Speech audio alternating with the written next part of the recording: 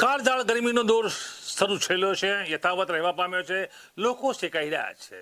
જોકે ઉનાળુ વેકેશન લંબાવવા માટે વાલીઓએ શિક્ષણ વિભાગ સમક્ષની પોતાની રજૂઆતો કરી છે અને 20મી જૂન સુધી વેકેશન લંબાવવાની માંગ કરી છે.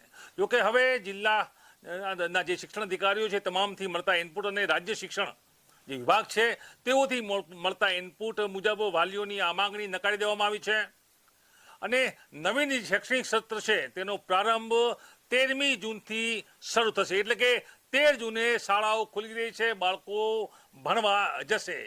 વાલીઓની માંગ હતી 20મી જૂન સુધી લંબાવજો કે 7 દિવસ સુધી લંબાવવાની વાલીઓની આ માંગણી ક્યાંક ફગાવવામાં આવી છે, કેમ કે શિક્ષણને અને સાક્ષરતા અભિયાન લેતા બાળકોને અસર ન થાય.